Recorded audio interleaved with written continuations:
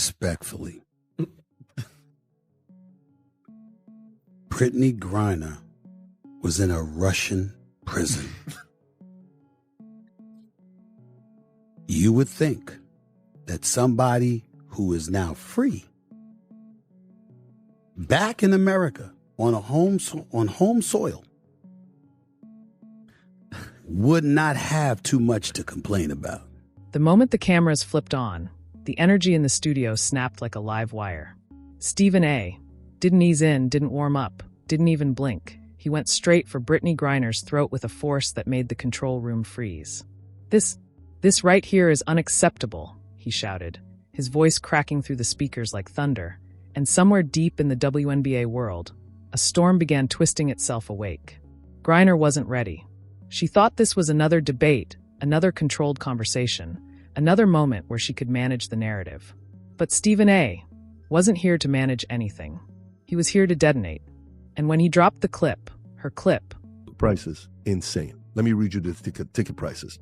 After Caitlin Clark's been hurt for 2 weeks. All right? So let's go through this.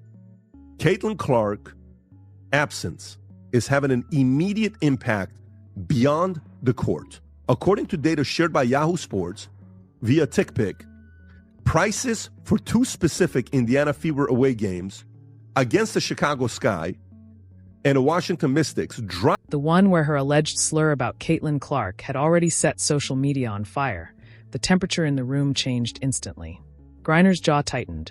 Her breathing sped up. You could practically feel the heat radiating off her as every second pushed her closer to the edge. She tried to explain, tried to steady herself, but the backlash was already out there. Millions of fans raging, Caitlin Clark supporters demanding apologies, WNBA insiders whispering that Griner had finally crossed a line the league couldn't protect her from. Stephen A. leaned in, voice low, slow, deadly calm. Brittney, do you understand what you've done? That's when something inside her snapped, her hands trembling, her voice shaking, her eyes burning with anger, panic, and humiliation all at once. And right there on live TV, the explosion began. And it was only the beginning. Long before the moment Brittney Griner found herself cornered under the blinding studio lights, long before Stephen A. locked in on her like a missile aimed with perfect precision, the pressure inside her life had already been building. Quietly, invisibly, dangerously. The public never saw it. The league never talked about it. The cameras never captured it. But the truth was simple. She had been unraveling for months. Everywhere she went, she felt the shift. The league's spotlight, the one she once owned, was moving toward someone else.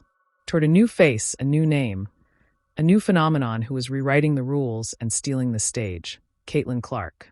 And even if Brittney never said it out loud, even if she pretended she wasn't bothered, the jealousy, the tension, the fear of being replaced, all of it lived under her skin like a second pulse. Behind the scenes, players whispered about it. Coaches noticed the stiffness in her demeanor. Former teammates felt her short fuse when she snapped in practices. Reporters picked up the edge in her voice. She hated the idea of being overshadowed by someone so young, so hyped, so relentlessly discussed every minute of every day. Clark's rise felt like a spotlight turned away from everything Brittney had fought for, survived, and proven. The pressure wasn't just professional, it was deeply personal. And then came the interview. The one she didn't think anyone would leak. The one where she vented, not to the world, but to someone she thought she could trust. And in that moment of frustration, emotion, and raw insecurity, she let something slip. Words she never meant to reach the public. Words that sounded like a slur. Words sharp enough to slice open her reputation the moment they escaped her mouth. The clip wasn't clean. The audio wasn't perfect. But the internet didn't need perfect. It needed fuel. And Brittney had handed them a fully loaded match. The reaction was instant. Overnight, her phone exploded with messages, some angry, some supportive, most chaotic. Her agent called at 3 a.m. Her publicist was panicking. The league was monitoring the situation. Fans demanded statements. Critics sharpened their teeth. The clip spread across social media like wildfire, racking up millions of views within hours. And then she saw Stephen A. talking about it on his show, not angrily, not dramatically, but with that tone he used only when he smelled something big, something explosive, something that could rattle the entire sports world. He didn't call her out directly. He didn't accuse her. He simply said, "If this clip is real, we need to have a conversation."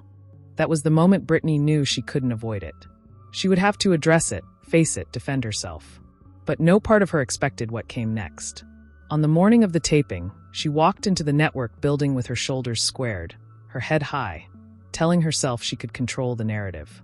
She'd handled pressure before: world championships, controversies, national scrutiny, political chaos. This would be no different. That's what she believed. That's what she clung to. But deep inside, something was already cracking. She could feel it. Her chest felt tight. Her hands shook slightly when she thought no one was watching. The thought of facing the public judgment, of facing the league, of facing Clark's fan base, one of the most aggressive, vocal, unstoppable communities online, made her stomach twist. She replayed the clip 100 times, analyzing every second, every tone, every word. She hated the way it sounded, hated the way it looked, hated herself for letting anger take control. And then she walked into the studio. Stephen A. wasn't smiling. He wasn't joking. He wasn't performing. He was sitting there with a seriousness so heavy she could feel it from across the room. She expected a conversation, maybe even a heated one. But she did not expect that look, that cold, penetrating stare that told her he already knew she was walking into a war unprepared.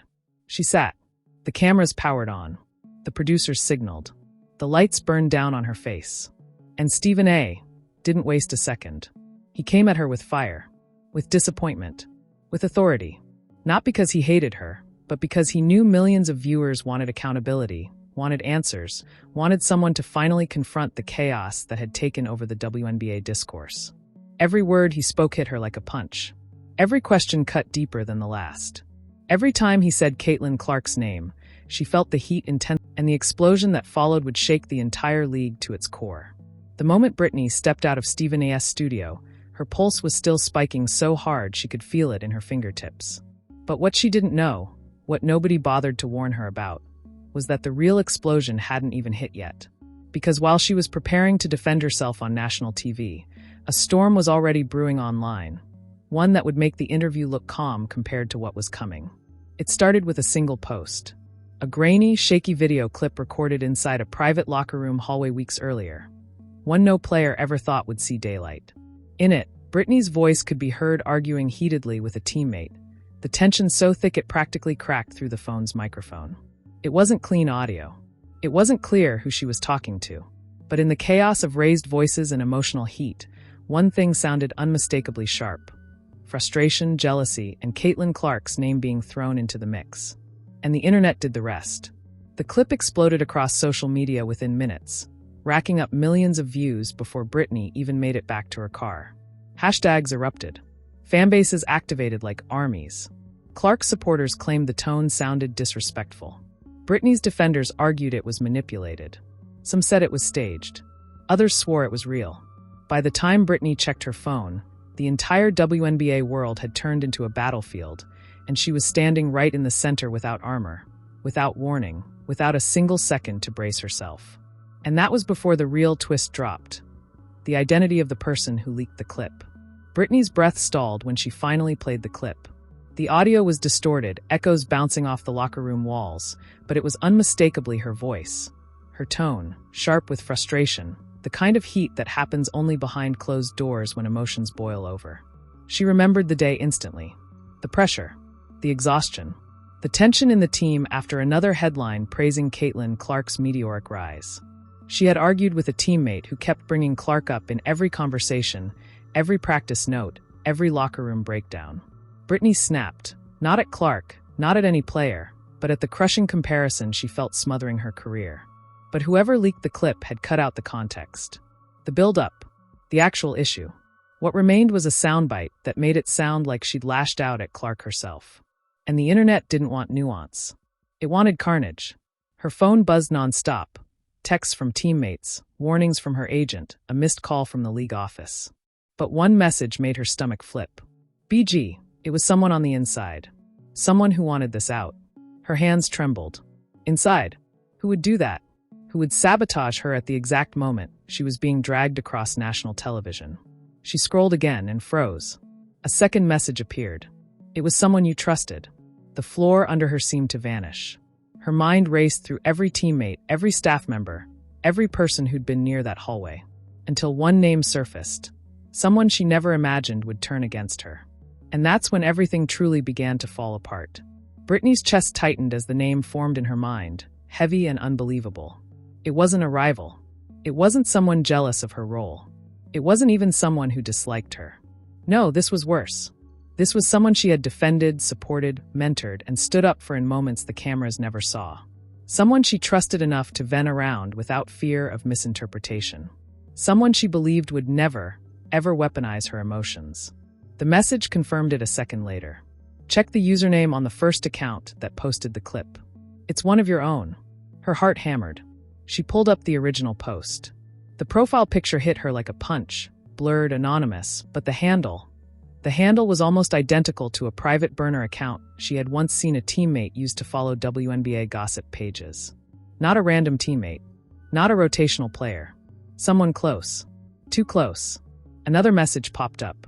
They leaked it to get back at you. Someone felt you were overshadowing them. Brittney's pulse spiked. Overshadowing? She had spent months trying to uplift this player, trying to calm their insecurities as Clark's rise made them feel invisible.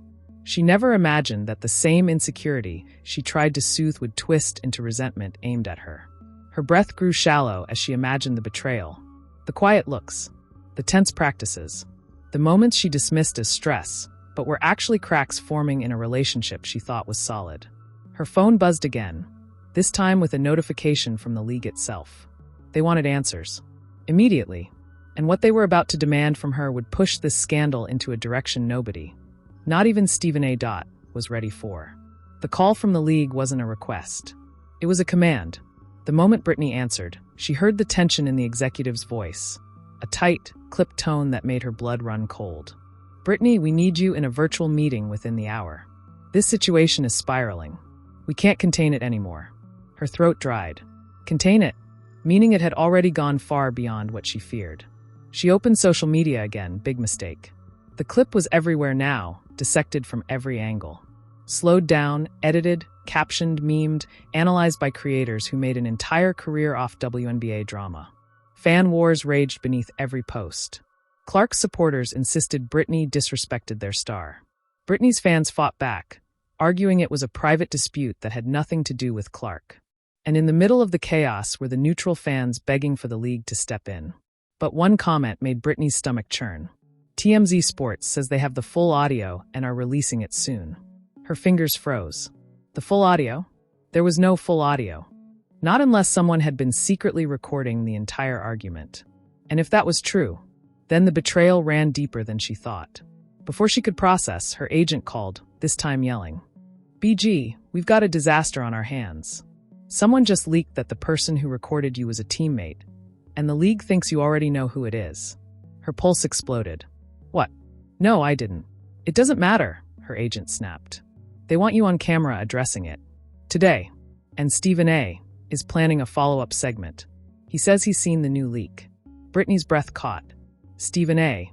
had access to something the public hadn't seen yet, which meant whatever was coming next was going to blow the scandal wide open. The moment Brittney stepped into the backseat of the car, her agent sent her the link, an early, members-only preview from a network that should not have had access yet. She tapped it with trembling fingers, bracing herself. The video loaded, and there he was, Stephen A. Smith, leaning forward at the desk with a look so intense it felt like a countdown to disaster. He wasn't yelling. He wasn't gesturing wildly. He was calm, too calm. And that terrified her more than anything. We now have new information, he said slowly, his voice low, deliberate. Footage that, if accurate, completely changes what happened in that locker room argument involving Brittney, and what the public thinks she meant when she said what she said. Brittney's pulse hammered in her ears. Stephen A. continued, eyes locked on the camera. I've heard audio the public hasn't heard yet. And let me tell you, it reveals tension far deeper than anyone imagined. This wasn't about competition. This wasn't about the league. This wasn't even about the fans. This was personal. Very personal. Her breath caught. Personal? How could it be personal when she never targeted Caitlin Clark? Not once. But the clip kept going. And this is important, it suggests someone close to Brittney may have been setting her up long before that clip leaked. Her stomach dropped. No, he couldn't possibly know that. And when the public hears this full recording, he said, voice tightening, They're going to realize the real story isn't what Brittney said. It's why someone wanted it heard. The screen faded to black. Her phone buzzed with a new notification. The full audio has just leaked. And what was in it would ignite the biggest WNBA firestorm of her entire career. The full audio hit the internet like a nuclear blast, and the shockwave hit Brittney so hard she felt her knees weaken. It wasn't the argument itself that detonated the chaos. It was what came after the argument. A voice she recognized instantly. A voice she wished she didn't know this well. A voice that made her stomach twist so violently she had to grab the edge of the countertop just to stay steady. It was her teammate, the one she trusted, the one she defended, the one whose insecurities she had tried to soothe when the rise of Caitlin Clark set the league on fire. And the recording made everything unmistakably clear.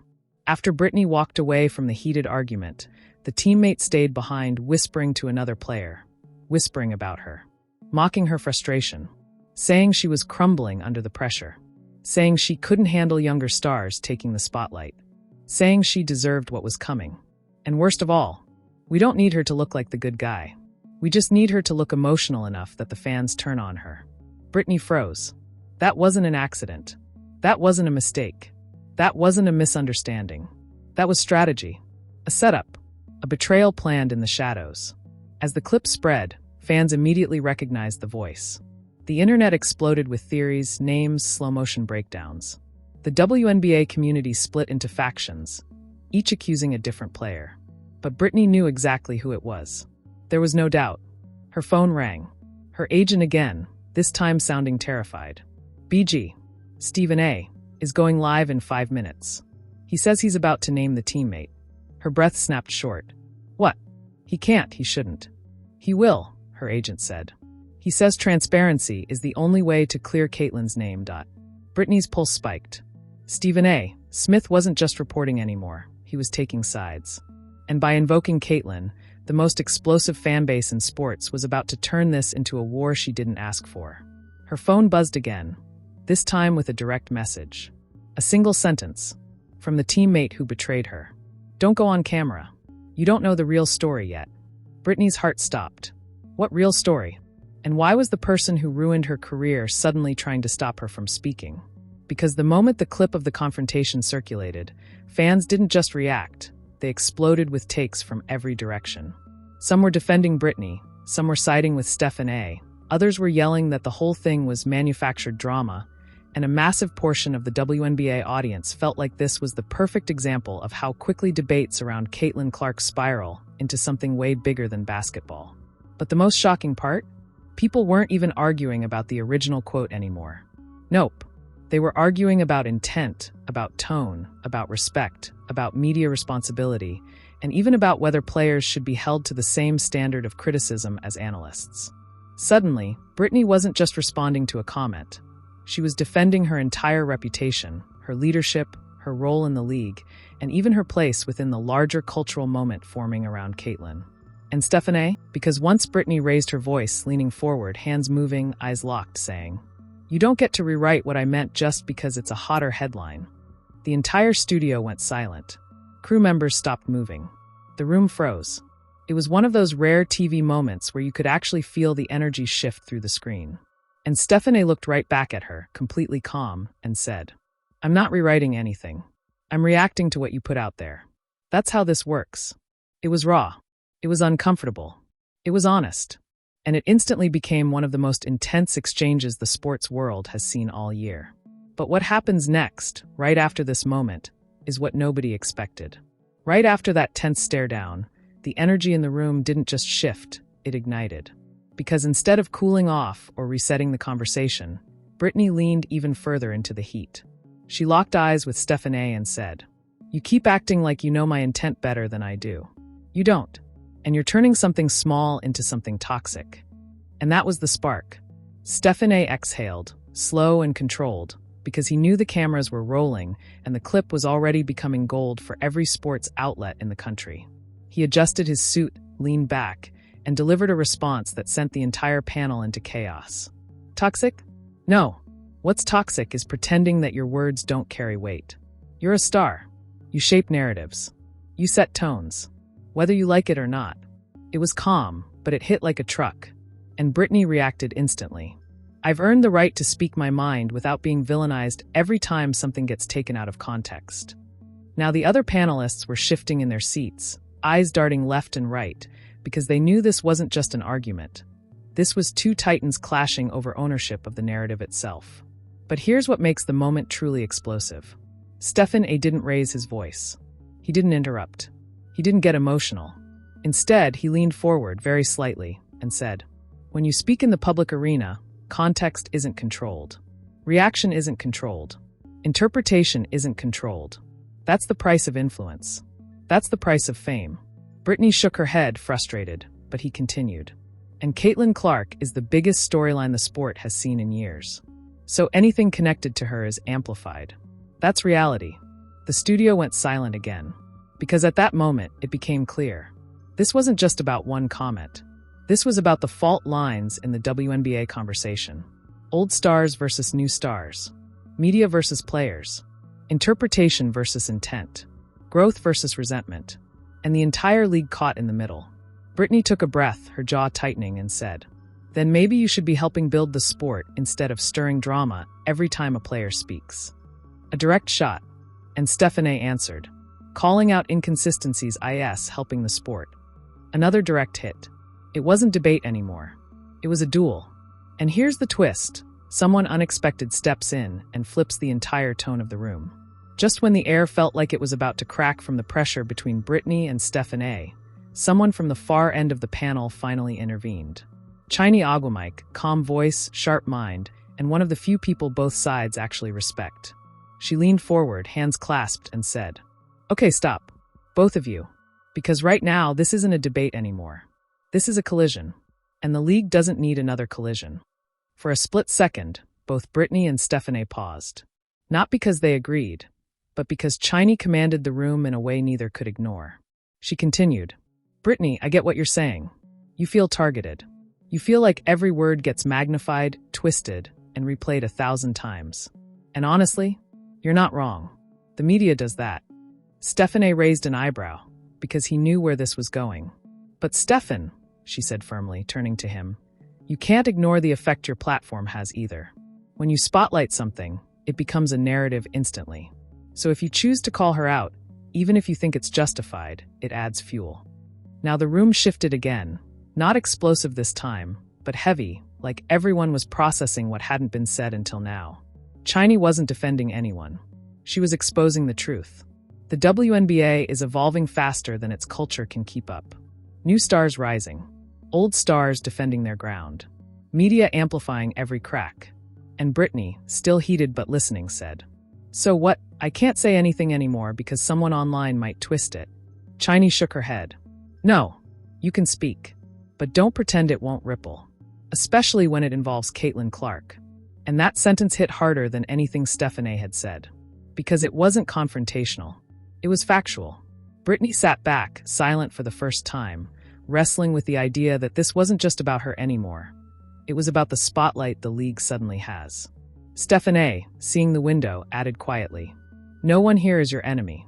But the audience, they're listening differently now." The camera guy looked terrified, because this wasn't sports talk anymore. This was a raw, unfiltered identity crisis for the league, happening live on air. And the clip was about to explode online. The moment